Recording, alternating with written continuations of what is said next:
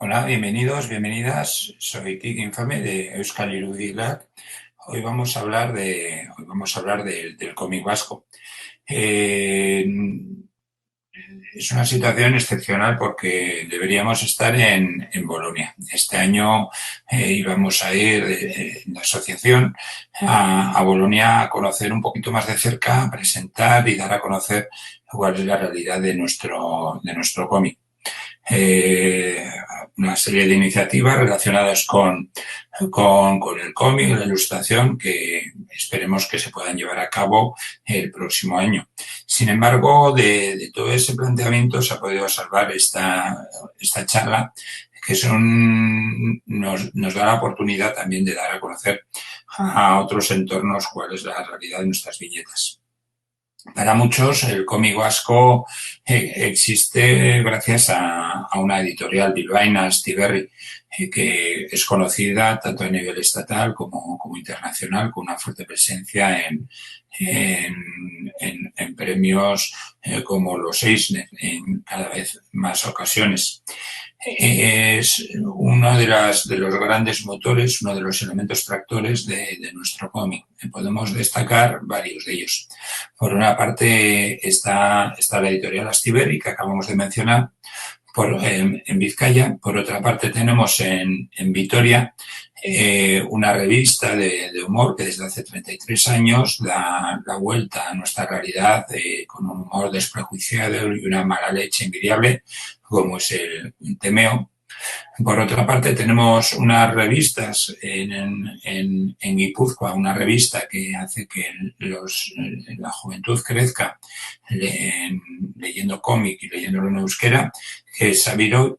Y tenemos también una publicación como es Harriet, que se dirige al mercado franco-belga. Utiliza este modelo, aunque cada vez se amplía más a otro tipo de iniciativas con títulos destacables como Joanna Maiz o Virginia Gil, más cercanos a la novela gráfica. Hablamos antes de una de las principales fuentes de reconocimiento de nuestro cómic, que es Astiberri. Bueno, antes vamos a ver un poco cuál va a ser la dinámica de la charla. Primero vamos a conocer un poquito mejor a Astiberri, luego vamos a conocer a una autora, Ainara Azpiazu Azpi, que publica habitualmente en euskera, y vamos a conocer a un crítico, a un divulgador del medio, que también es guionista, como es Miquel Begoña. Con ellos analizaremos cuál es la realidad del cómic han vivido de cerca, desde un plano mucho más autoral, y por otra parte con un contexto histórico como es el que nos puede aportar Miquel. Empezamos, como decíamos, con Astiberri. Astiberri nace en el año 2001 y empieza a destacar precisamente con una propuesta que no es de cómic, sino de ilustración. Es mitológica, realizada por Raquel Alzate. Raquel Alzate es la autora de cómic más que ha tenido una trayectoria más amplia a lo largo de nuestra historia.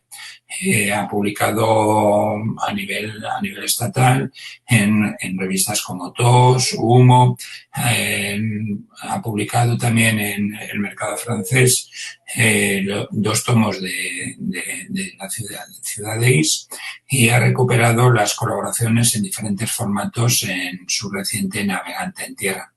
Una autora con un estilo muy barroco, que fue pionera también en el uso del digital y que se mantiene en activo y sigue mostrando su gran capacidad para generar nuevos universos.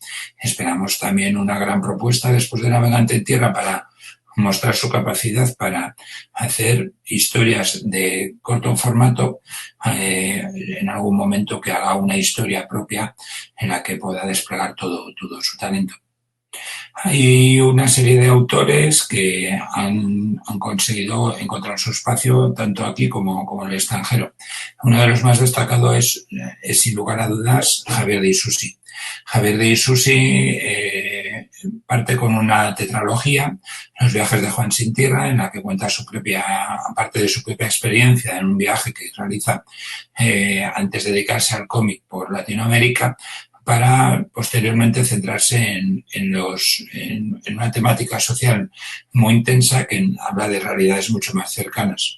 Así construye relatos como Balea Kikusidut, que habla, He visto ballenas, que habla sobre el conflicto vasco, o Asylum, en el que habla sobre el tema de los exiliados. Recientemente ha publicado La Divina Comedia de Oscar Wilde, en la que se acerca a uno de sus escritores favoritos, Oscar Wilde, para reconstruir cuáles fueron sus últimos días por un París lleno de artistas con los que iba coincidiendo. Otros autores vascos que han publicado con Astiberri, puede ser, por ejemplo, Borja Crespo. Borja Crespo, con Cortocuentas, muestra una mezcla. Estamos en Bolonia, hace un trasunto entre el cómic e ilustración que probablemente en el momento actual, más habituado a los mensajes transversales, sería mucho más, tuviese mejor acogida que en la época en la que salió, en la que quizá la propuesta no estaba tan extendida. Un primer libro lo realiza junto con Chema García, con historias cortas, con un tipo de infantil, tirando a tenebroso.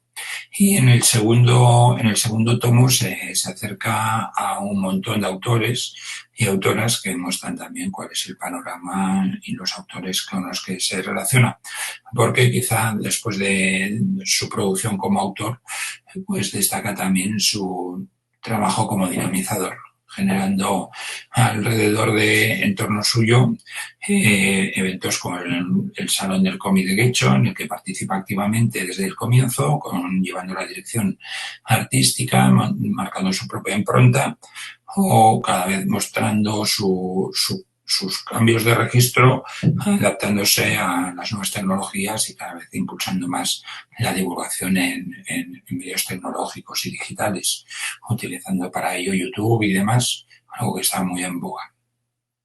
Autores que también publican con Astiberri son clásicos como Mauro Entrialgo, del que hablaremos posteriormente con El Temeo, que publica en la editorial Ángel se fija, una serie que lleva realizando regularmente para los jueves y que se recopila en Astiberri. Otras, hay pequeños destellos, como el trabajo de Leandro Alzate, que realizó hace unas aproximaciones al mundo del cómic hace ya años con Maldadas, aunque actualmente se dedica sobre todo a la ilustración, y también a autoras que ya están asentadas en nuestro territorio, como Aume Moreu, que utiliza como Mauro el humor como bandera, y destaca por una de las series también publicadas en El Jueves y recopiladas en Astiberri, como Dolores y Lolo, que ahora saca la segunda parte, y anteriormente ha publicado su ópera prima Resaca y Desastre, con una estructura narrativa mucho más férrea, pero sin perder la frescura de sus comienzos. A Astiberri también se acercan autores con otras iniciativas como Dani Fano. Luego hablaremos de Sabiroy, una de las principales revistas que se publican en nuestro territorio, pero para su acercamiento a la novela gráfica, a una historia de largo desarrollo, Dani Fano utiliza las posibilidades que le aportan Astiberri para contar la historia de Miguel Mármol, en los 12 nacimientos de Miguel Mármol, publicado por Astiberri en castellano y en euskera. Una historia que nos lleva al Salvador y que ha conseguido la beca de creación del gobierno vasco, igual que otras obras de las que hablábamos antes, La Divina Comedia de Oscar Wilde o Los Enciclopedistas, obra de José Antonio Pérez Ledo y Alex Orbe, una historia ambientada en la época de la Ilustración, que nos habla de los asesinatos de algunos de los escritores de la enciclopedia que se estaba llevando a cabo entonces. Unas obras muy recomendables que, al amparo de estos premios, pues han podido crecer y encontrar su acomodo, como veremos también un poquito más adelante. Si bien es cierto que vamos a centrarnos sobre todo en el cómic euskaldun, porque por razones obvias quizá es el que tenga una distribución más compleja, especialmente por el idioma fuera de nuestro espacio, es inevitable poner en valor la aportación de grandes firmas ubicadas en este caso en Vitoria, ubicada en este caso en Vitoria como Antonio Altarriba, un autor que con El arte de volar ganó el Premio Nacional, una historia que narra como pocas cómo ha sido toda la historia reciente de España, completada posteriormente esta historia centrada en su padre. Comienza con el suicidio de su padre y a partir de ahí va desgranando su historia desde sus comienzos en un pueblo lleno de murallas hasta llegar a ese final. Ese primer libro lleva una posterior obra, El ala rota, que acerca también la figura de su madre. Completa el díptico mostrando la realidad del país en masculino y en femenino, una realidad muy distinta, que se complementa. Es una misma situación vista desde dos ángulos totalmente distintos. Altarriba ha encontrado su espacio en una nueva juventud. Lo que para algunos sería el ocaso de su carrera, para él está siendo un momento dulce en el que está encontrando algunas de sus obras más consolidadas. El arte de volar también le permite trabajar no solo con autores como Kim, sino desarrollar nuevos proyectos como Yo, Asesino. Bueno, en la trilogía del Yo, hasta ahora se ha publicado Yo Asesino, Yo Loco y posteriormente Lo hará Yo Mentiroso, en los que podemos ver distintos, como Altarriba analiza diferentes situaciones críticas de nuestra sociedad con su punto de vista siempre muy ácido, pero a la vez muy lúcido. Además, en este caso se podía hablar también de Yo Vitoria, porque el telón de fondo en el que transcurren las historias es Vitoria-Gasteiz. Hay otros autores como Luis Durán, como Santiago Valenzuela, que tienen una adscripción más o menos cercana con nuestro entorno. Otros autores como el valenciano Víctor Santos, también ubicado en Bilbao desde hace mucho tiempo, han publicado desde aquí obras que han traspasado fronteras. Es el caso de Polar, su obra más emblemática. Polar nace en las páginas de una página web, empieza a hacer un webcómic ante la imposibilidad de publicarlo con una editorial. Esta historia la consigue acabar y la presenta a una editorial, Dark Horse. Dark Horse es la editorial que publica el Sin City de Frank Miller, uno de sus grandes ídolos. Polar encuentra ahí su acomodo y posteriormente se expresa en otros campos. Netflix se interesa por hacer la adaptación al cine, a la plataforma de la película, consiguiendo también un nuevo impulso.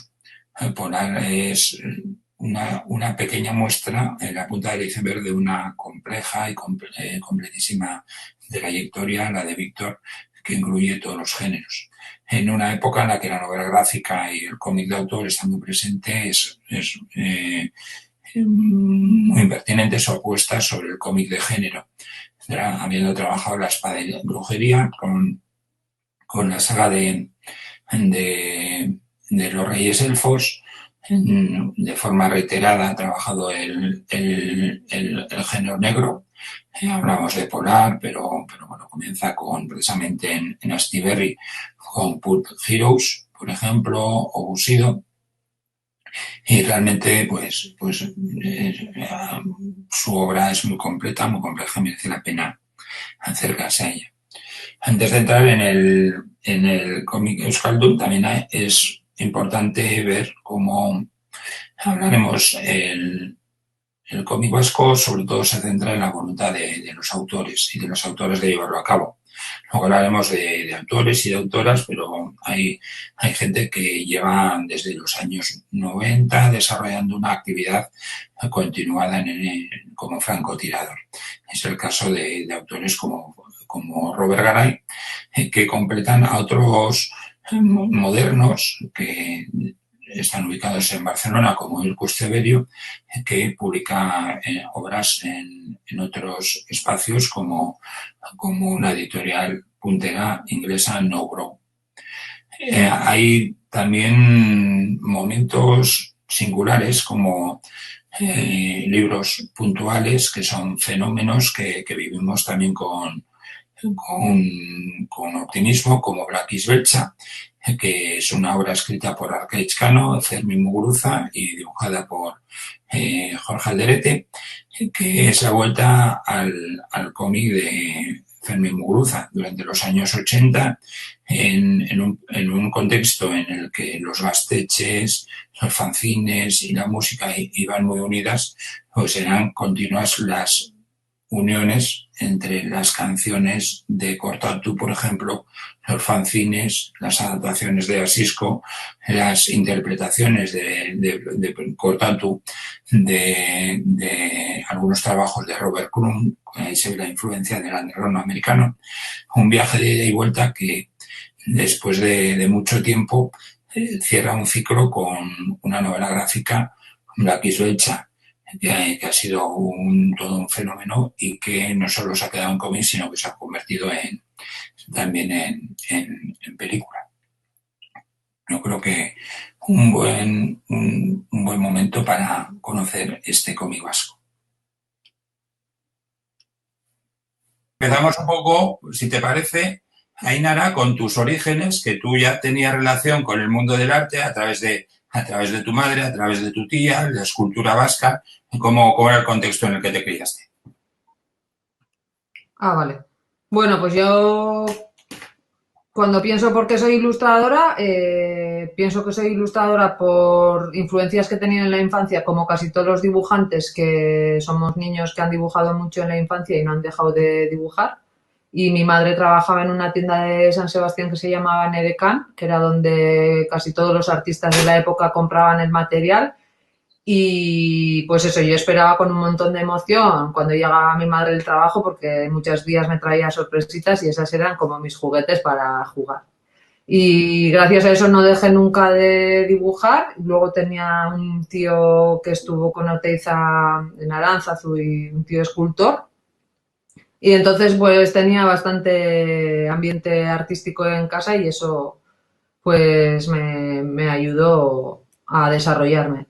Y luego ya cuando llegó la edad de elegir a qué me quería dedicar, pues después de estudiar sociología y me di cuenta de que no era realmente eso lo que yo quería hacer durante toda mi vida y ya me lancé más a este tipo de, bueno, a esto, a la ilustración y al cómic. ¿Hablamos de qué año? Esto hablamos, pues yo terminé sociología en el 2001, empecé, o sea, y ya para el 2003 ya me había matriculado en Bellas Artes. Uh-huh. Empecé ya con otra formación a darle otro rumbo a mi vida profesional. Uh-huh. Antes hablábamos bueno, en la introducción previa hablo de Astiberri, que parece que está muy asentado, pero realmente comienza su actividad en el 2001 y hasta 2008 no pega el empujón definitivo con Arrugas. En muy poco tiempo el mundo del cómic ha cambiado sustancialmente. Claro, no tiene nada que ver el mundo que tú conociste entonces con el que hoy día existe. Sí, a mí lo que me pasaba un poco con el cómic era que, bueno, yo en mi casa el que leía cómic era mi hermano, tenía todas las publicaciones de Tintín y de Asterix y Obelix y bueno, yo las leía alguna y o sea, me gustaba, pero no me llegaba a enganchar más que nada porque no veía dónde identificarme yo con ningún personaje. Entonces, cuando llegó ya la época de decidir que me iba a dedicar a esto, a la ilustración y al cómic, pues es cuando quise hacerlo desde un introducir personajes que me hubiera gustado leer a mí. Ujú. Y en aquella época, pues supongo bueno, pues eso, que podía existir Astiberri, pero yo seguramente no me interesaría mucho porque no veía mucho cómic que me interesaba. Me acuerdo que Rosalie, el cómic Rosalie Bloom fue para mí como un Mm. cambio de perspectiva total, que es de La Cúpula y no sé de qué año es.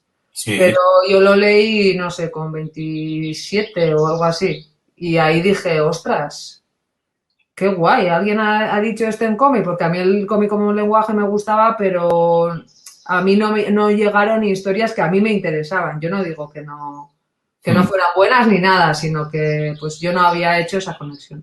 Sí, bueno, en tu caso, Miquel, te sucede algo similar con otra generación, pero en tu caso también te desapegas en un momento del mundo del cómic y te reenganchas porque hay otro tipo de historias que se están contando. En el caso de Ainara, porque poco a poco puede ser Rosalind Bloom. En tu caso, la ruptura de paradigma del cómic francés. Sí, un poquito sí, lector de cómic he sido siempre, pero no he sido tampoco un lector de cómic muy acérrimo. Sí, más que nada, yo creo que me volví a enganchar en los años 90 leyendo a algunos autores franceses. Siempre me ha gustado leer en francés y bueno, he tenido ahí un poco el gusanillo ese y descubrí autores como Etienne Davoudot, eh, Combates Ordinarios del Arcenet, ese tipo de libro, como ha comentado Haspi, pues también se veía que el cómic también podía tratar otros temas que normalmente no eran los que se habían tratado y de la forma que se habían tratado. Y por otra parte, a mí me interesaba también mucho el tema de la historia. Y veía que ofrecía posibilidades para contar cosas que me gustaba contarlas, pero bueno, que a veces, pues bueno, el texto y tal, se pueden contar otras cosas de otras maneras. Y bueno, ese fue un poco mi entrada en el cómic. En tu caso. En aquel entonces contacté con un dibujante, un argentino que vivía en Bilbao, con Ricardo Sendra, y bueno, y a través de él empezamos a hacer algunas historias que estaban relacionadas casi todas un poco con el entorno que yo conozco, de Uribe Costa y tal, y bueno, así empezamos a crear algunas historias. Sí, Mar de Plomo sería la culminación, que es una autoedición. Mar de Plomo, sí, y ya después con Iñaket seguí un poquito por la misma línea, con Testísima Ceniza, y luego, bueno, han venido otras historias. En tu caso, Aspi, hay un momento en el que decides que la ilustración puede ser tu camino. ¿Cuál es el contexto que te encuentras? En Bellas Artes parece que no era en ese momento una prioridad, pero frente a gente de nuestra generación, como la de mí, que lo yo mismo, que somos muy autodidactas, parece que sí empieza a haber otros espacios en los que crecer formándote. Sí, yo también, bueno, tenía la sensación bueno, llegué a Bellas Artes siendo básicamente autodidacta y tenía la sensación de que si quería hacer cómic e ilustración tendría que ser autodidacta. Pero más o menos hacia el 2006 o 2007 ya voy viendo que que en Bellas Artes no voy a encontrar una formación en lo que yo quiero, que es cómic e ilustración. Es más, lo veo bastante infravalorado y ya es cuando decido dejarlo y buscarme la vida de otra manera. Y ahí voy encontrando cursos más que nada de ilustración por el estado y voy haciéndolos. Y con el cómic sigo pues siendo bastante Sensación que también el mundo se hace más pequeño y para formarse también hay que abandonar también el Sí, yo para entonces ya tenía, pues no sé, unos 27, 28 años, ya había montado la empresa para dedicarme a esto de lo que me dedico y necesitaba no podía permitirme irme a Barcelona un año o dos o irme a la JOSO, porque escuelas a verlas, haylas, pero ya me pilló un poco tarde y no podía hacer una formación. Dejo todo mi trabajo y me dedico 8 horas a estudiar. Entonces, sí, pues me fui a Italia y sí, de alguna manera los esquemas sí que es verdad que eso, cuando tuve 26, 27 o igual incluso un poco antes con esto de Internet, sí que se da como un cambio mental y el mundo parece empezar a ser más pequeño, ¿no? Y bueno, pues irte a Italia a hacer un máster que antes decía yo, pero si no soy italiano, pues de repente se me hace algo accesible y me voy, aprendo tal lengua y todo Mm. Y además un poquito. Y empiezas a colaborar, bueno, enseguida en tu Hernani natal haciendo tiras de prensa. sí, empiezo a hacer tiras de prensa bastante cutres salchicheras, diría yo, pero bueno, ya tenía 2 personajes para entonces, para crearme un poco la excusa de dibujar, tenía 2 chiquiteros que eran como, bueno, pues para las tiras cómicas los temas cotidianos pues funcionan bastante bien y tenía 2 chiquiteros que en Hernani se hace mucho el chiquiteo, bueno, cada vez menos, pero antes se hacía mucho. Y empecé con ellos y luego fueron desapareciendo porque no me daban coba a lo que yo quería expresar al final. Pero sí, empecé creo que en el 2005 y hasta el 2000, no sé, 16 o algo así, un montón de años. Y enseguida vamos contigo, Miquel, que ya verás cómo hablamos. Hay un salto y empiezas a colaborar en Berría. Sí, mientras estoy ahí. Espera, no te digo. Hay un momento que me llaman del Berrián y para sustituir a alguien y hago ahí unos meses y bueno, pues ahí sudo tinta china, la verdad, nunca mejor dicho, porque bueno, el contexto histórico era todavía bastante, o sea, el conflicto estaba todavía bastante, no sé cómo decirlo, estaba bastante presente y claro, al publicar tiras diarias en un periódico no puedes eludir un tema así. O sea, es tema de actualidad y hay que hablar de todas las cosas y también de eso. A mí me interesaba dar como una perspectiva nueva, meter otro tipo de personajes que no había visto en tiras cómicas, que podían ser pues abuelas, abuelos, niños, animales, pues parte de la realidad social que más amplia de la que yo había visto. Y bueno, pues me costó mucho. Era difícil seleccionar el tema, era difícil cómo afrontarlo. Pero bueno, pues intenté hacerlo y bueno, en este momento pues estoy orgullosa porque de aquella manera, pero lo hice, que atreverse no es poco tampoco. Miquel, tú conoces bien de cerca y siempre has defendido mucho la importancia que ha tenido el humor gráfico, especialmente en prensa, dentro del cómic en euskera. Uh-huh. Es que el humor gráfico ha sido, la verdad, una de las pocas posibilidades que tienen muchos autores de cierta profesionalización de su trabajo.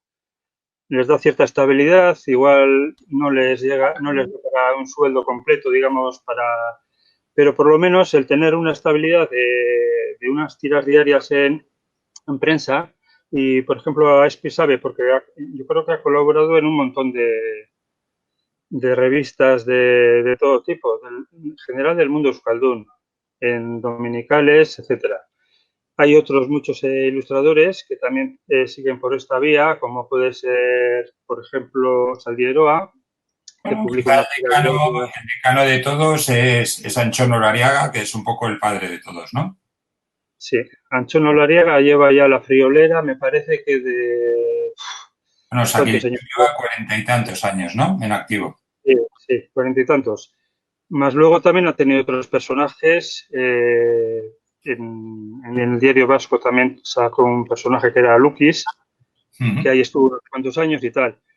Pero si os dais cuenta, de Olariaga también el soporte principal, bueno, trabaja mucho la tira, pero en ilustración ha publicado muchísimo. Muchísimos libros, cientos y cientos de libros publicados por Sí. Olariaga. Y en cambio, novela gráfica o un cómic largo, yo diría que escasamente tiene uno. Sí, el de los tacos, la negra esta, ¿cómo se llamaba? No me acuerdo. Amase y Garrenean Aidanes. Que sería La de Urtain. un libro precioso. ¿Es la historia de Urtain? Es la historia del padre de Urtain, que Sí, sí. parece que Sí. hubo un desafío, bueno, era bastante juerguista, bueno, procedía de la zona de Cestona por ahí, Sí. y se estilaba mucho el hacer apuestas de todo tipo, ahí entre gente de los caseríos y tal, y bueno, y pues le gustaba mucho el tema de las apuestas. Y una de las apuestas fue la que le llevó a la tumba, que fue que decía que resistía, me parece que 20 saltos encima de su estómago, un tío que saltaba desde la barra del bar. Y el 16º salto pues, se reventó y murió. Es una historia así bastante negra y tal, y bueno, Sí, luego yo hay creo que otros Villareas, autores. Hablabas de Pachi Huarte también. Hablabas de Pachi Huarte, que también continúa trabajando, Saldiroa. también el soporte principal suyo es las tiras de prensa y el humor gráfico. Trabaja en bastantes en publicaciones diferentes. La principal es Berría, pero yo creo que también sigue trabajando en Aisu, en Bercholari. Tabiroy también, en Bercholari, etcétera. Entonces, bueno, su trabajo principal es ese y de vez en cuando se recopilan en libros las tiras de Berría. Lo publica Natura. cada 2 años más o menos. Los de Herrero Natura, ¿no? De Herrero Natura. Pero entonces, entrando al tema de gente del cómic, no hay tantos tampoco gente que esté publicando por las dificultades que entraña el meterte en proyectos largos y lo que supone de esfuerzo y poco remunerado que está el tema para los autores. Aquí hay un tema relacionado con el humor gráfico y hablamos de una de las patas principales del cómic vasco, una maravillosa excepción que nació en 1987, que es el Temeo, que ha hecho del humor cafre su bandera y que ha estado también, hablabas antes de las dificultades, Aspi, de hacer un humor y salir ileso. En este caso, gente como Ata, Mauro, Larry, hacen un tipo de humor totalmente cafre que lleva 33 años funcionando. Aquí podemos hablar un poquito de Mauro, que también es un personaje singular, que realmente se convierte en junta las posibilidades del humor gráfico, pero también se convierte en un cronista de nuestra época, especialmente de los años 90 hasta aquí. A nivel estatal trabaja en El Jueves, recopila con Astiberri en Ángel se fija y bueno, al final siempre mantienen, actualmente han sacado un Temeo confinado que la gente lo puede descargar, pagar lo que considere para mantenerse en activo. Bueno, yo esta parte igual la defiendo yo, que la tengo más fresca. Se hace de forma asamblearia, son 9 miembros, Larry, Ata, Mauro, Abarroch, Furillo, Roger, Piñata y miro los otros dos y que bueno, la idea del Temeo es, y aquí lanzamos una primera pista, es que los fanzines se han convertido en uno de los ejes estructurales de la historia del cómic vasco. La voluntad de los autores de seguir publicando aunque no hubiese medios para ello. Y ahí te voy a lanzar la Apartheid. Miquel. Bien, pues bueno, las fechas, a ver si recuerdo. Apartheid nace creo que en el 87 puede ser, ¿no? Pues cuando Sí, muy bien. el motivo era el gobierno de Navarra publica una ley en contra sobre la zonificación del euskera, que había determinadas zonas de Navarra donde el euskera no era oficial y un poco como reacción gráfica se unieron unos autores, yo creo que desde el principio los que estuvieron fueron Asisco Urmeneta y Salieroa, Pachi Huarte, y decidieron hacer una revista que se llamaría Apartheid, con las connotaciones que tiene el nombre de la revista. el apartheid navarro. Un poco sería el tema del apartheid al euskera. Te veo un fanzine muy majo, con mucho contenido, muchas páginas.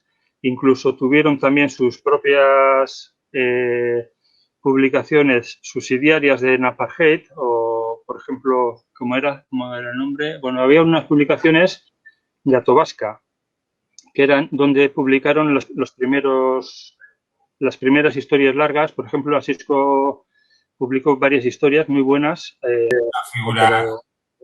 Asisco, lo comentábamos, es una figura clave dentro de esta historia y ha sabido evolucionar para contar siempre en euskera una serie de historias que cambian y evolucionan, que van desde Garchot hasta su reciente premio Euskadi. Tenemos bastantes figuras claves, yo creo, en el País Vasco. Una sí sería Asisco, que en su propio estilo gráfico, que bueno, es lo de todos los autores, todos tienen su propio estilo, pero tienen un estilo bastante...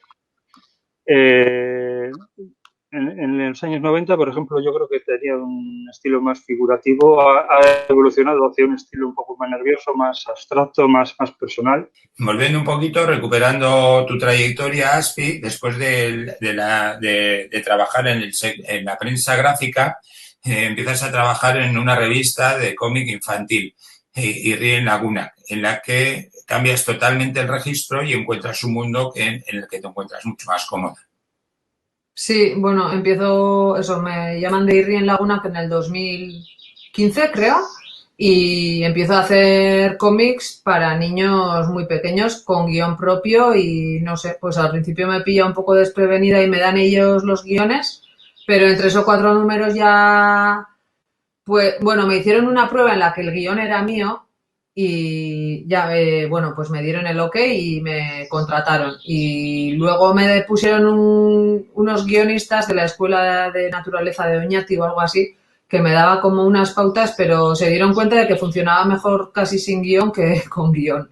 Entonces me dejaron libre y desde entonces hago ya las historias a mi gusto y parecer. Y la verdad no me esperaba estar tan cómoda. Bueno, los personajes me lo dieron ellos, que son un caracol y una babosa en euskera porque van en euskera. Tengo aquí alguno. Y bueno, son historias súper simples de 2 páginas, pero a mí ya pues me salen casi solas. Y luego algo que saldrá a comentar es que yo veía como, o sea, después de empezar a hacer esto me di cuenta de que me gusta mucho y que apenas se hace cómic infantil en euskera. Bueno, se hace Xaviroy, pero... Infantil.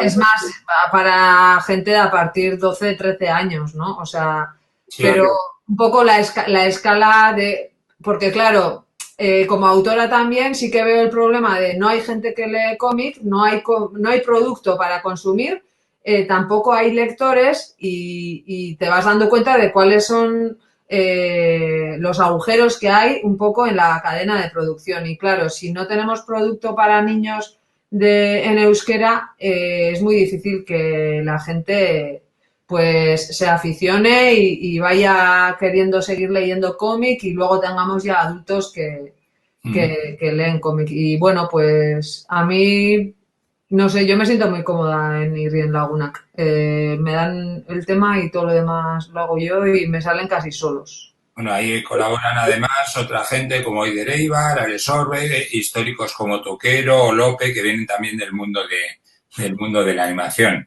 Comentábamos también cómo es una preocupación general de las editoriales, como la propia Astiberri, que ha lanzado una línea infantil y juvenil en la que los títulos, aunque los autores no suelen ser vascos, sí que está traducido para que tenga también una mayor inmersión lingüística.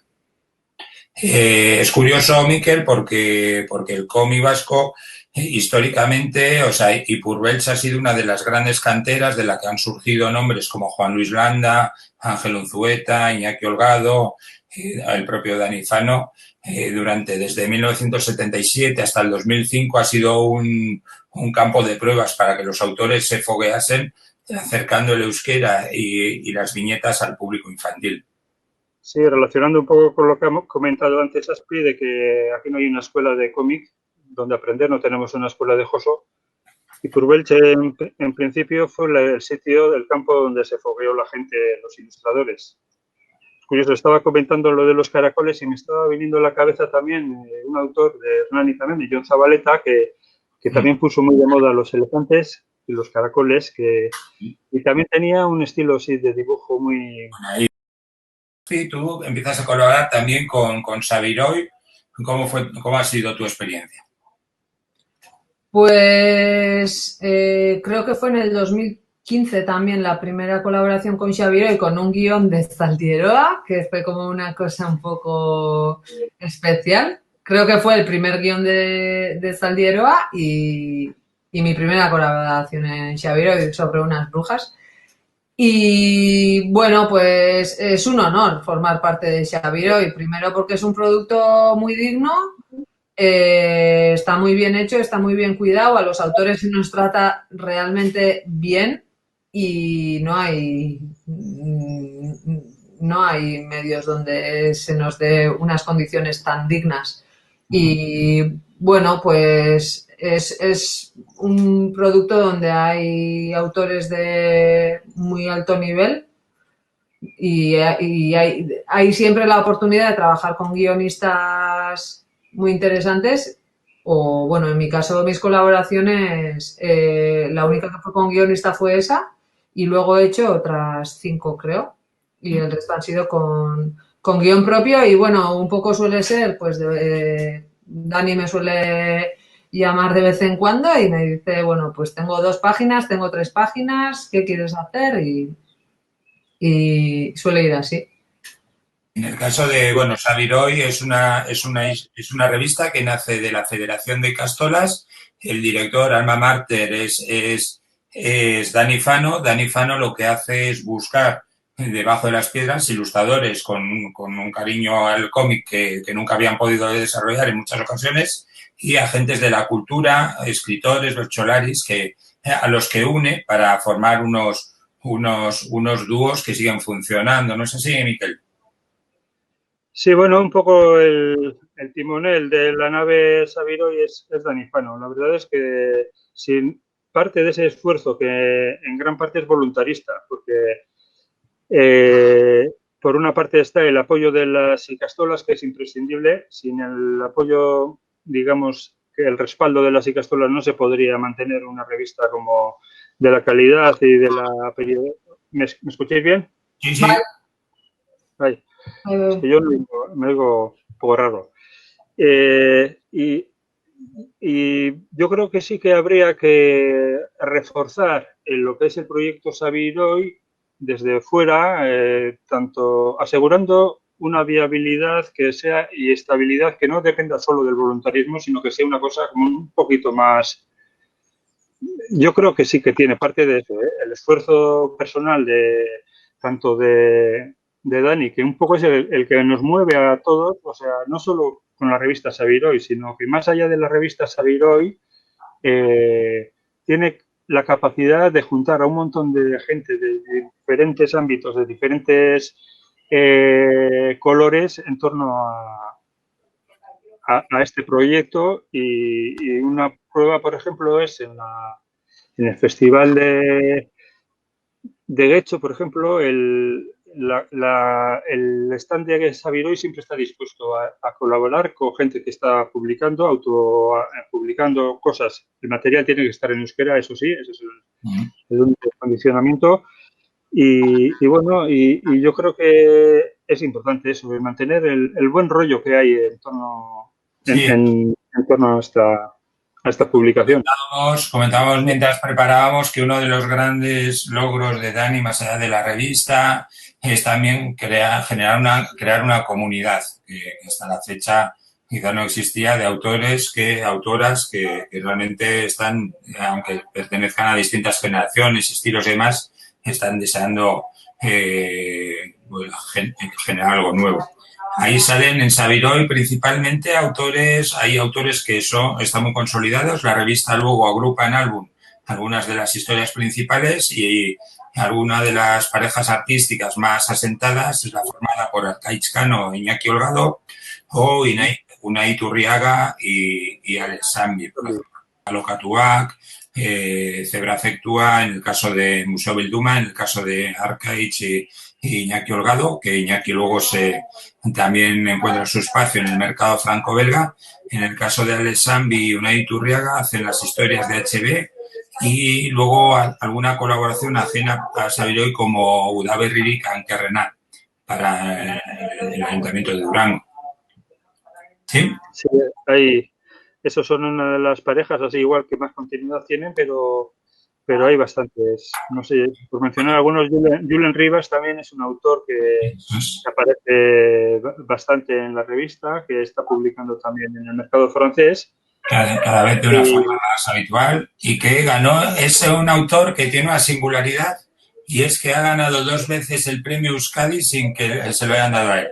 Es decir, en un cómic han premiado a Iván Zaldúa por Azken Garaipena y a Eide Rodríguez por Santa Familia, por el guión. Y a veces parece, por algunas críticas de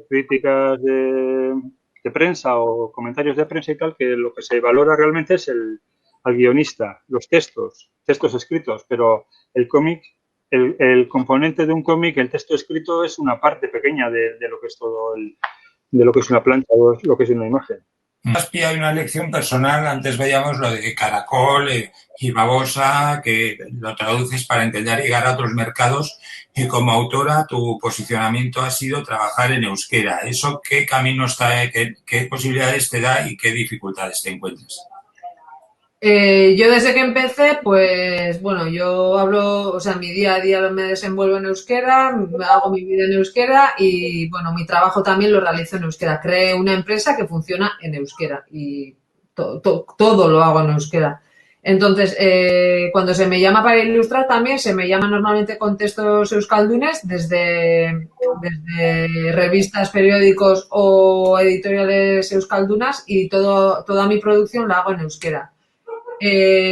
Hasta ahora me ha ido muy bien y bueno, pues me ha bastado con eso, pero ahora igual estoy en un momento en el que también de cara a un futuro laboral más estable, porque si no tienes que ir como montándote tu sueldo de petachos, pues estoy pensando en abrir mercado y bueno, en Irúdica ya hice algunos contactos y he empezado a pensar en publicaciones en otras lenguas. Me pasó, por ejemplo, en el máster que yo ya tenía libros publicados cuando fui a estudiar ilustración, pero estaban en euskera. Entonces decían, esta ragazza española, ¿no? Y claro, yo les enseñaba el libro y todo el mundo se quedaba como, ¿pero qué me estás contando? ¿Esto qué idioma es? No les valía de alguna manera aquello porque no era un idioma que ellas tuvieran, que no entraba en su realidad, ¿no? Que ese idioma existiera y que se pudieran hacer publicaciones en euskera y entonces, y me acuerdo que todas estaban deseando publicar y yo ya fui con mis, no sé, 8 o 10 libros publicados, pero eso a ellas no les valía porque no estaba en una lengua. Y ahí sí pensé, jo, qué tristeza, o sea, qué tristeza, porque ¿qué tendrá que ver, no? Al final la publicación vale lo mismo. Y bueno, y ahora sí que estoy pensando, porque me parece enriquecedor para los autores de aquí también, por supuesto, seguir trabajando para la cultura vasca, pero también publicar o reeditar los trabajos en otras lenguas y bueno, ahora un álbum ilustrado que he sacado se ha publicado en las 4 lenguas del estado y también en coreano y eso también he tenido un editor catalán que le ha puesto como muchas ganas a la reedición o al publicarlo en más de una lengua y eso me ha abierto un poco también a decir, bueno, es verdad, o sea, el trabajo que ya está hecho, cuanto más gente lo lea, mejor, ¿no? Y ahora, pues, por eso traduje también estos cómics para poder enseñárselos a editoriales y ver qué pasa y también tener feedbacks de otra gente, de no sé, bueno, esa curiosidad, oye, a ver qué pasa, ¿no? Bueno, antes de Voy a meter dos temas, pero meto pequeña cuña y luego sigo y vas a entrar más fácil, Miquel. De hecho, la realidad no solo a nivel local, sino a nivel estatal no es suficiente para mantener a los autores y a lo largo del tiempo han tenido que buscar el sustento en otros mercados. En el caso de los principales mercados a los que se dirige el mundo, los autores en el mundo del cómic son principalmente el franco-belga y el estadounidense.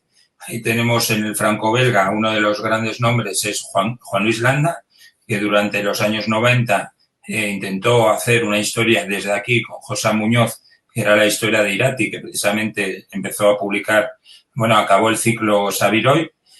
Durante años abandonó el cómic y ha regresado hace poco con Artus Tribune y actualmente está haciendo una historia de nuevo ambientada en Roncesvalles, en la que ha visto que la realidad del mercado francés no cubre el trabajo que dedica a cada una de las páginas para hacer el trabajo que para otros, sino una historia que sea la que él quiere contar y está actualmente con ese proyecto. Otros autores se han dirigido al mercado americano son Ángel Unzueta, que va combinando las aportaciones en el mercado con Capitán América, Star Wars y demás, con alguna intervención en el francés con Colas Pitarte, con Cara de Ángel o Reliquias, o autores como el pamplonés Michael Hanning, que está triunfando con la historia de Batman, con Tom King actualmente, o Maye Gurza en el mercado franco-belga también. No hemos mencionado tampoco, y que la lista es bastante grande, sobre todo de autores que están publicando en Francia. Tenemos a Marco, a Iñaki Holgado, tenemos a Julen Rivas también, por aquí tengo el libro que ha publicado. Dani Fan ha publicado también. Sambi, con color de Sambi de Serias, ¿no? ¿Quién? Con color. El color lo hace Serias y Sambi, que Serias hace el color habitualmente de Munuera. Comentaba el otro día con Ainara cómo hay historias que, a pesar de ser traducidas, siguen hablando de lo diferencial. Comentaba la frase de Chekhov, para conocer el mundo, habla de tu aldea. Y hablábamos precisamente de dos libros que en ese sentido creo que son muy emblemáticos, Joanna Maiz y Abiak. Unas historias en las que, más allá del idioma en el que se expresen, cuentan una realidad que podemos sentir mucho más cerca. Joanna Maiz es un libro que realmente está en castellano y en euskera, y más allá del idioma que esté en tagalo o en euskera, habla de la realidad más cercana a nuestra. Sí, bueno, está escrito, de Joanna Maiz. Joanna Ugarte. June Ugarte. Jurre Ugarte, sí.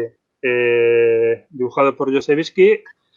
Desde el punto de vista del guión, tiene un guión así bastante elaborado, con una trama bastante interesante, donde las mujeres tienen bastante peso. Esto a veces es un tema que en el cómic normalmente la balanza siempre está en el lado masculino, históricamente, y bueno, pues aquí hay una especie de visión más feminista de la realidad. Y luego está el dibujo de Josebisky, que es un dibujo pues estupendo. Tiene un poco de ficción de lo que sería un Bilbao así, ¿no? Imaginario. Ese es el decorado. Y aparecen temas diferentes, desde un tema bastante recurrente que yo creo que se repite tanto igual en Aspi, en Maite Gurruchaga y tal, es un poco la relación de las personas, de la gente de aquí, bueno, con la tierra. Con tanto, si recuerdas, en Avia, que empieza con una imagen de las que más me gustó del cómic, empezaba con una especie de un caserío que tenía raíces y que era arrancado por una excavadora.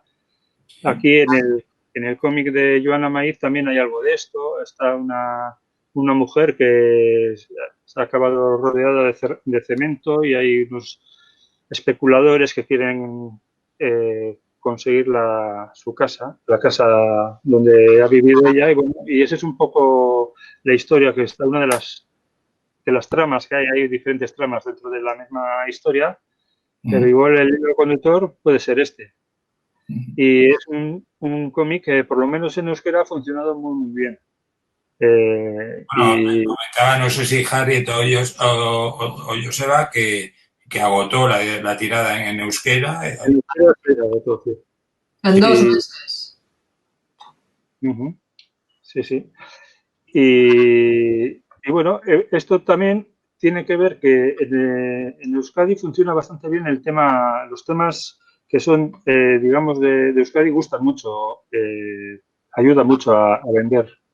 Ujú. Entonces tiene más éxito igual temas relacionados con nuestra idiosincrasia, que a la gente que no es muy aficionada al cómic, pero le puede tirar otro tipo de temas, pues eso es una especie de motivación especial para los compradores. Sí. Edita Harriet, que otra de las características de su trabajo, no solo ahora, sino desde siempre, es precisamente que, bueno, Harriet empieza a trabajar en los años 70 ya con Ipurbel, se empieza a publicar en Ave Comic, empieza a crear un grupo de trabajo en el que él es guionista y se pone en comunicación con diferentes dibujantes.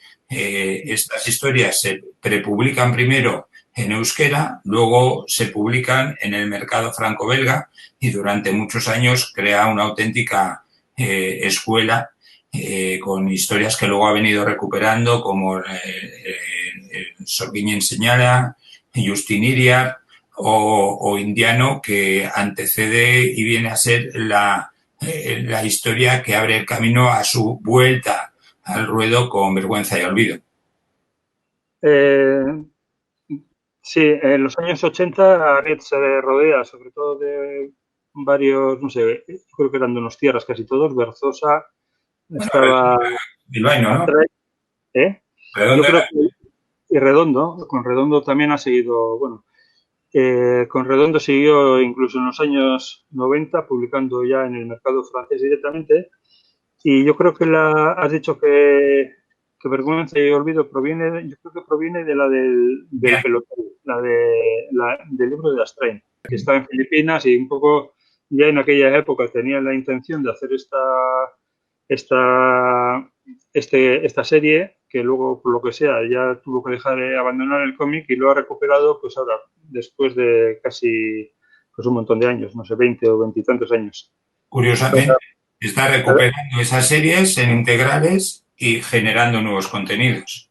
Sí, la intención es que en el año 2015 o 2016 él funda una editorial, en principio, para publicar su trabajo. El trabajo que quería recuperar los derechos de todos los trabajos que había publicado ya en los años 80 y ese ha sido un poco el eje de la editorial. Sin embargo, en torno a la editorial Larriot también se ha generado una especie de ha absorbido, o sea, está recogiendo también un poco todo el esfuerzo de bastantes eh, autores que no tienen otros medios para publicar y un poco está haciendo el de guía para esta gente, porque aparte de ser autor de cómic, de ser guionista, pues como gestor de editorial, yo creo que es un muy buen gestor porque conoce un poquito, se bandea bastante bien con el tema. Bueno, y sobre todo hablábamos antes de la importancia de vender en el extranjero para poder hacer sostenible el trabajo. Es algo que has vivido también en primera persona porque durante mucho tiempo, tanto Iñaquet como tú os habéis convertido en un matrimonio bien revenido. Habéis hecho Tristísima Ceniza, El Pico de los Cuervos, la trilogía de Otzi y ahora os acercáis a Harriet con vuestro último proyecto, Hélice. Él dice, sí. Pues siempre hemos estado procurando eso también, lo que ha comentado Aspi, que es amortizar el trabajo que se hace para un determinado país o un determinado idioma, se puede amortizar publicándolo en más países. A veces no es fácil, el mercado francés está bastante saturado, tampoco hubo unos años muy buenos, yo creo que eran más, se publicaba bastante más, pero cuesta bastante publicar en Francia, pero bueno, ya se va. En nuestro caso, bueno, publicamos los dos primeros trabajos en Francia con la editorial Camburakis, publicamos también en Italia el trabajo de Ochi y bueno, ahora estamos hablando para publicar también en Francia y bueno, ya tenemos algunas propuestas por ahí. Intentaremos seguir. Esa es la forma de amortizar este tipo de trabajo. Si no, pues el cómic, la verdad es que es un negocio bastante ruinoso si se plantea simplemente como un libro que publicas, que te quedas muy a gusto, cuesta un montón, pero claro, para un dibujante, por ejemplo, es un año de su vida de trabajo dedicado a ello. Y eso, pues, para pagarlo mínimamente. Y bueno, aquí igual sí podríamos incluir también el tema de las ayudas, de las becas del Eso te iba gobierno. a decir, porque con el ICI ganáis la beca de creación y el hecho de que existan ha posibilitado que muchos proyectos o hayan puesto el disparadero o simplemente hayan existido. Libros como El Enciclopedista o Joan Amaiz probablemente no hubiesen existido sin esa ayuda. El ICE también ha ayudado mucho a que exista. La Divina Comedia de Oscar Wilde, de Javier de Isusi, o proyectos como el que viene de La palabra que empieza por A, de Elizabeth Casillas o Igibandis, son sostenibles porque también hay una aportación que hace que se vea como que el cómic es cultura y hay que también apoyarla. Uh-huh. Puede que sí se hubieran publicado todas esas obras, porque muchas estaban ya preparadas para publicar. Y Vergüenza en el olvido también.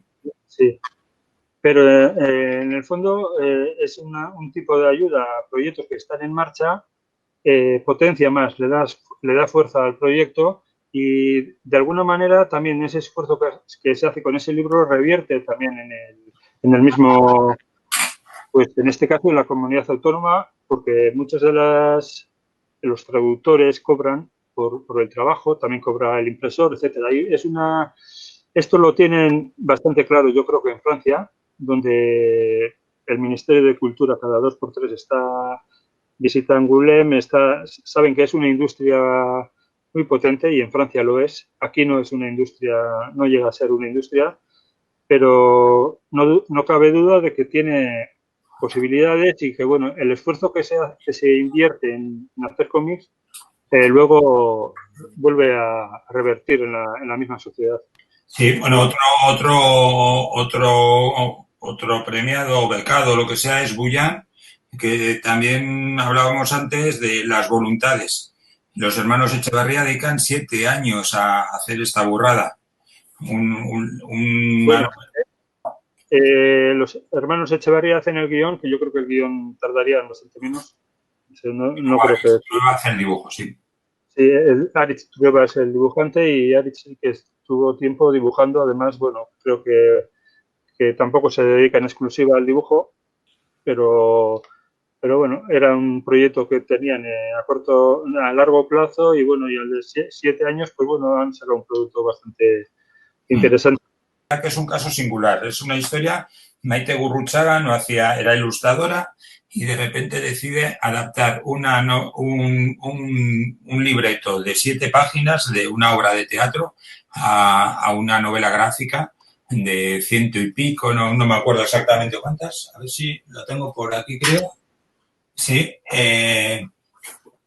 aquí lo tengo, porque el otro día lo comentábamos también y no sabía decir cuántas páginas son, pero sí me lo quito ya.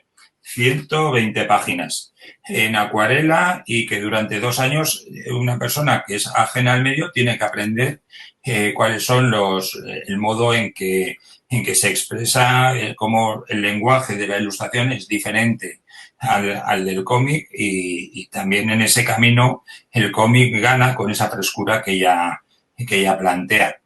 En tu caso, Aspi, también navegas a medio camino entre la ilustración y el cómic, tienes un estilo muy definido y, sin embargo, en base al trabajo que estás haciendo, se adapta perfectamente a tu realidad. Es decir, no es lo mismo hacer una historieta que hacer un mural. ¿Cómo cambias el registro a la hora de afrontar la obra? Esta decías. Bueno, pues sí, es súper bonita. Sí. A medida que llevo más tiempo, pues me voy fijando mejor en cuál es el idioma que más, o sea, en las características propias de cada actividad que realizo de alguna manera, que para mí son 3, ilustración, mural y cómic, y me voy dando cuenta de que cada una tiene sus propios registros y bueno, con el tiempo intento sacarle el máximo jugo posible a cada una de ellas y, por ejemplo, en los cómics pues voy integrando más las líneas cinegéticas, las onomatopeyas, estos registros que al venir de la ilustración igual se me hacían como más ajenos y bueno, pues voy integrándolos más. Luego también pues presto más atención al ritmo, a la narración, a los tipos de viñetas. A medida que desarrollo más mi actividad, pues me voy fijando más en los propios elementos, digamos, del cómic e intento darles más juego o jugar más con ellos a favor de la historia, ¿no? Que es lo que importa en realidad, creo yo. Y también el color, claro, pero bueno, el color es algo que es como no es propio del cómic, pero estas cosas que he dicho, sí, ¿no? Pues las onomatopeyas, los bocadillos. Bueno, es gracioso porque no es algo específico del cómic vasco, sino que en conjunto el cómic parece que se avergüenza en muchas ocasiones, como se ha vuelto a ser y demás, de una serie de recursos propios y que le parece poco, igual por asociarlo a un cómic infantil del que a veces parece que quiere huir, parece que se intenta evitar utilizar onomatopeyas, líneas cinéticas y demás, y son recursos que aportan una gran relevancia. Incluso autores que publican habitualmente fuera de aquí, como Irkus Severio, hace alarde de las onomatopeyas en euskera, ¿no? Sí, por ejemplo, yo cuando, bueno, he dado clases durante muchos años y cuando digo líneas cinegéticas, o sea, líneas cinéticas. Sí, cinéticas. Cinegéticas son de caza.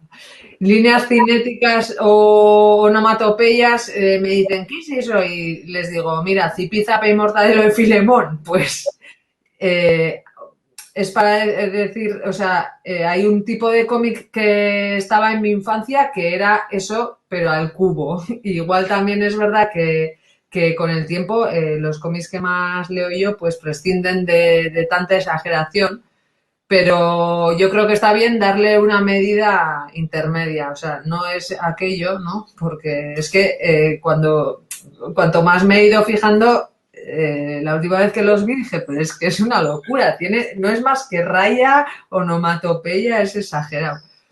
Pero bueno. Sí. Dentro del mundo de autores de cómica hay algunos que utilizan mucho, otros que no utilizan nada, hay lenguaje más realista, más caricaturesco. Todavía parece que se consolida una línea de cómic en la que comentábamos salen grandes títulos como Sarra Camalda. De repente un histórico como Machín se lanza a la novela gráfica más desatada para contar una historia de un huerto urbano, o Geresi Garaya, El tesoro de Lucio.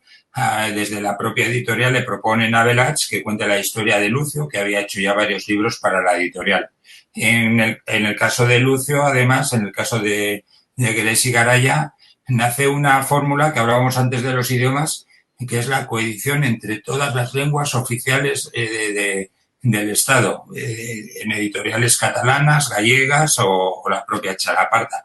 Un modelo que tampoco se ha experimentado demasiado. Al final ha derivado en casi una novela, así, en una de autor, ¿no? Digamos, de alguna forma, ¿no? Pero también por la confianza de Chalaparta, ¿eh? Chalaparta desde el minuto 1 me soltó ahí digamos, me tiró el anzuelo y confió plenamente en todo, ¿eh? O sea, que tampoco fue de, a ver, enséñame, te cambio, quiero que vayas por aquí. No, confió bastante. Y eso es una apuesta gorda, porque podría haber salido rana, pero parece pues que a tenor de lo que vemos de ventas y tal, pues algo funcionó, por lo visto. Algo ha funcionado ahí. En Geresi Garaya, Velach cuentas la historia de Lucio Urtubia, el famoso el anarquista. Bueno, contar la vida de Lucio Urtubia, que es para muchos ya casi se ha convertido en archiconocida, ¿no? Pero bueno, luego también un poco pues aprovecharme de la narrativa gráfica que tiene precisamente un cómic para llevarlo a otros públicos y bueno, darle una especie de trama, intentar jugar un poco, no solo hacer una novela gráfica biográfica, digamos, sino jugar un poco con el medio, ¿no? Con los recursos que nos proporciona el cómic, ¿no? ¿Cuántas ediciones lleváis de la obra? 4 en castellano, 3 en euskera. Y la de gallego, la de catalán, la danesa y ahora en septiembre pues saldrá la de Rackham, la francesa. Aparte de Gares y Garaya, Chalaparta publica otras novelas gráficas en los últimos años prácticamente uno en cada año. De Adularrea, ¿no? Con Argaizcano. En Sarreguna, pues con Martín Zarracamalda, que era una historia también que también está un poco, la temática también es un poco de lo que hablábamos de Maite Gurruchaga, de Asquitar, que es el tema otra vez de la tierra, de la búsqueda de las raíces, la búsqueda de la vuelta a la naturaleza. Chalaparta, una de las apuestas son las que hemos mencionado y otra apuesta hablabas antes de ilustradora y autora. Y hay un libro colectivo que Chalaparta saca que muestra también las diferentes sensibilidades que encontramos en nuestro entorno, que es Tupust. ¿Qué es Tupust y cómo nace? Tupust es un colectivo básicamente de chicas que hacemos cómic en euskera, porque son dos cosas como cuando eres chica y haces cómic siempre te dicen, jo, pero si no hay chicas que hacen cómic en euskera. Y cuando haces cómic en euskera también te dicen cómic en euskera, pero si no hay casi eso, ¿no? Entonces, de alguna manera nos juntamos un montón de personas que hacemos cómic en euskera con unas ganas de hacer cómic desde una perspectiva feminista y nace la primera propuesta de Tupust y también se genera un colectivo. Al mismo tiempo que vamos formando la idea de hacer la antología o el libro, pues formamos un colectivo porque vemos que tiene fuerza la cosa y que tenemos ganas de tirar para adelante y que no queremos quedarnos en hacer un libro y ya. Algunas autoras también reflejan cuál es el panorama del mundo del cómic. Algunas vienen de la autoedición. Maite Caballero, Paula Estevez realizan la revista Hijos Acabados, organizan el festival en Guillotina, que también muestra cómo, bueno, en todo Euskadi hay diferentes iniciativas dedicadas a la autoedición, de las que sí que luego hablamos. Maite Gurruchaga es quizá la que un poco el buque insignia después de Aviak, tú misma, autoras que vienen, ilustradoras todoterreno como Eider Eibar, Leire Urbels, que parte del arte contemporáneo, cada una parte de unos espacios muy diferentes y cada uno, no sé hasta qué punto os habéis encontrado, bueno, cómo ha sido el encuentro con el cómic y hasta qué punto lo sentís, bueno, cómo lo has visto tú, que la gente que ha participado se ha sentido cómoda con el espacio que les proporciona el cómic. Bueno, eso, nos juntamos un montón de personas en torno a unas inquietudes y fuimos decidiendo poco a poco que queríamos hacer un libro y qué características iba a tener ese libro. Y bueno, cuando se dio el debate de cómo iba a ser ese libro, pues yo, por ejemplo, sí que tenía bastante claro que había visto productos en el mercado que no eran ni cómic ni ilustración y a mí me daba un poco de miedo hacer algo así, porque de alguna manera nuestra reivindicación era que hacíamos, o sea, era hacer cómic en euskera y feminista. Entonces, bueno, pues esa era una de las premisas y aunque había gente que venía de la ilustración, pues se pedía un poco que nos adecuáramos al idioma más propio del cómic, que se respetaran, por ejemplo, las viñetas, porque yo sí que había visto productos que ni viñeta ni, ¿no? Y como texto e imagen un poco de una manera más libre y bueno, pues como que hubiera unos mínimos comunes o un mínimo respeto al lenguaje de cómic en sí. Y bueno, hay gente que ha venido del mundo de la ilustración que yo creo que se ha adecuado bastante bien. Sí, comentabas cómo vais a repetir la experiencia. Sí, estamos ahora preparando el segundo y bueno, pues ahí estamos. Hay un grupo de 9 personas que es el que se mantiene número tras número y el resto de colaboradores cambian. Hablamos antes de novela gráfica, has trabajado con diferentes formatos, desde la tira vas creciendo en cuanto al número de, simplemente en el espacio que ocupan en el papel, de la tira diaria a la página, 2 páginas, la historia completa y próximamente veremos también una historia más larga tuya.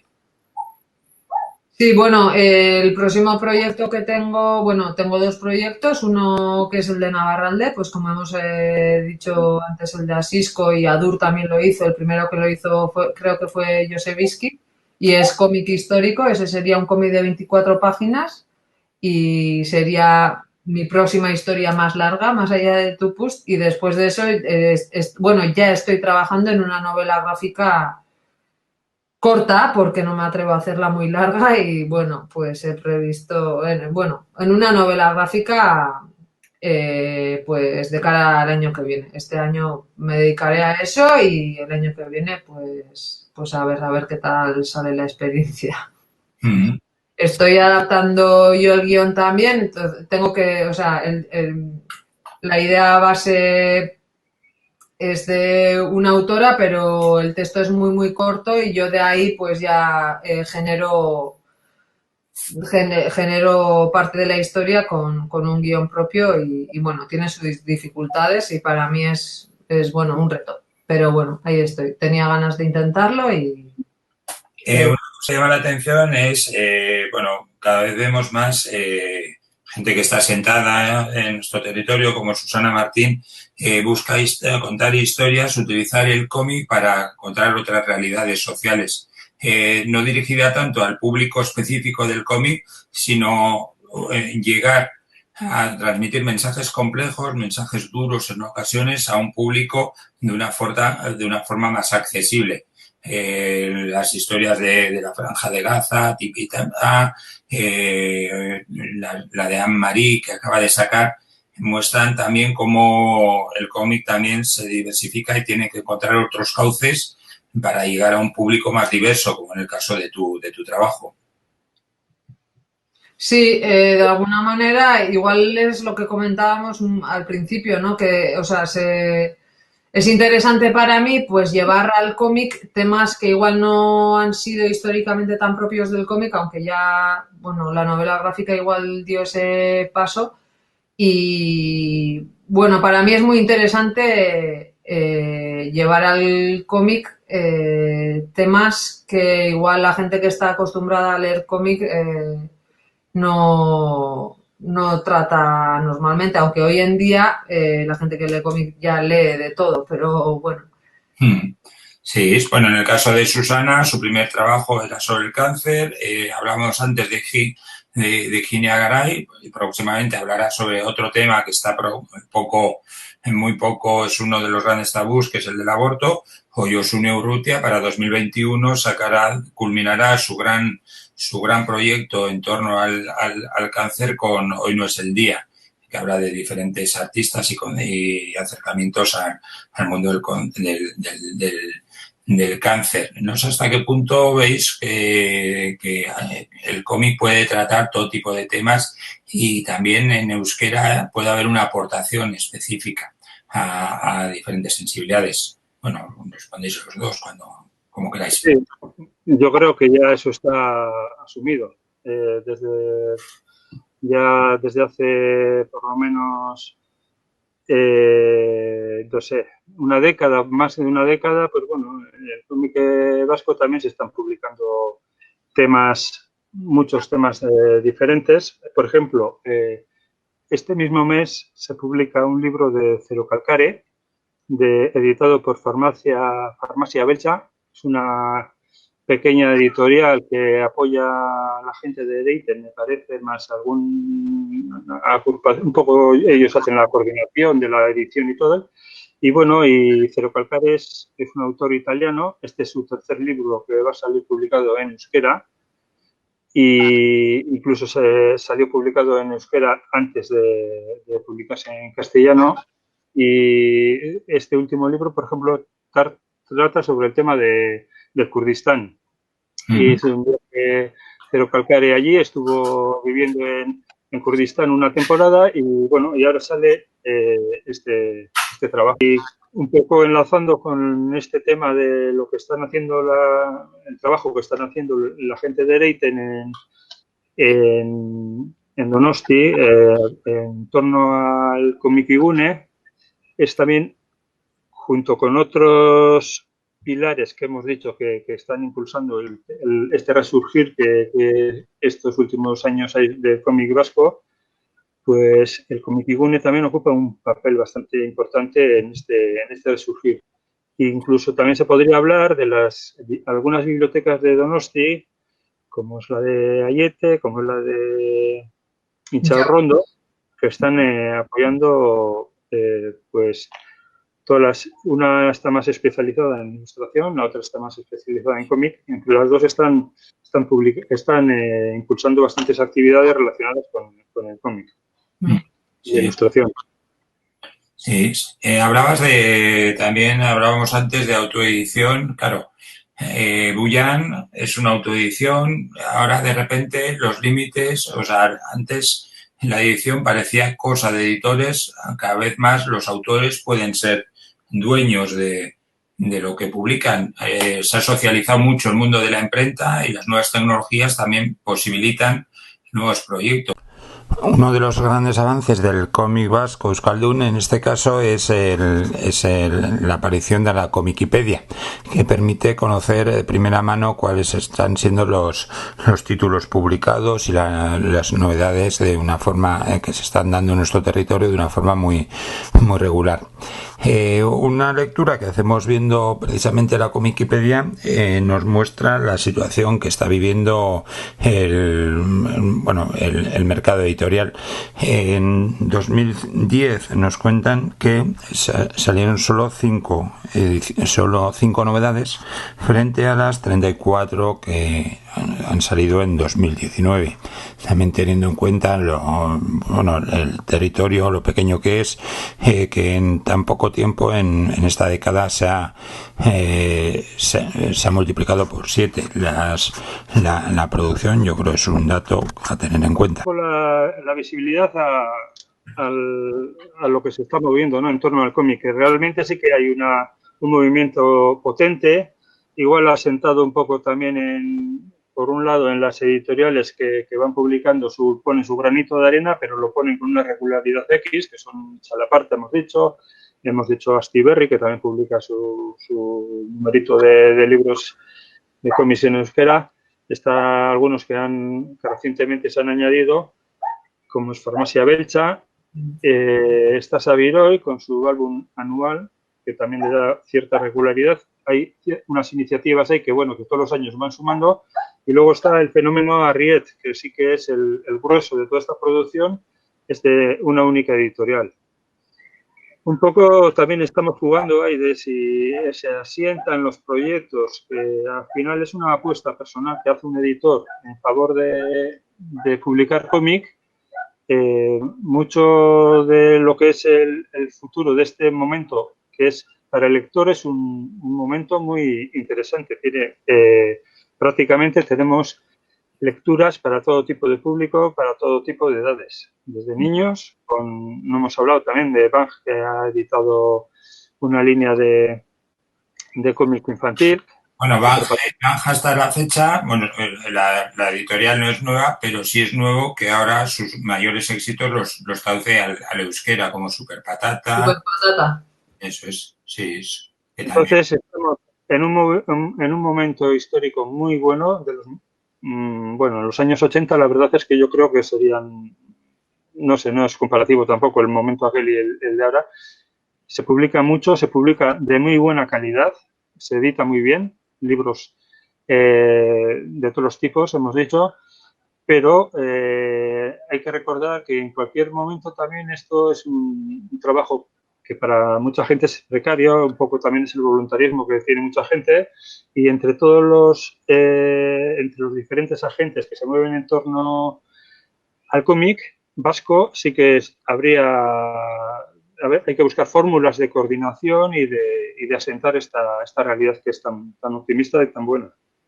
Tú como autora, Aspi, ¿cómo lo ves? Y sobre todo en esta situación en la que ya nos movemos en unos terrenos especulativos en el que la realidad que conocemos va a cambiar totalmente, claro. Ya, claro, sí. No sabemos qué va a pasar, pero bueno, las cifras de las que estamos hablando sí que trae que haya más gente que puede leer. Yo veo que cada vez más gente que no había leído mucho cómic o ninguno, está empezando a leer cómic, eso es muy bueno. Y luego eso, la cadena se está estabilizando ya desde pequeñas edades hasta adultos cada vez más y lo que decía Miquel, que igual sí que cada vez el tipo de producción que hay es más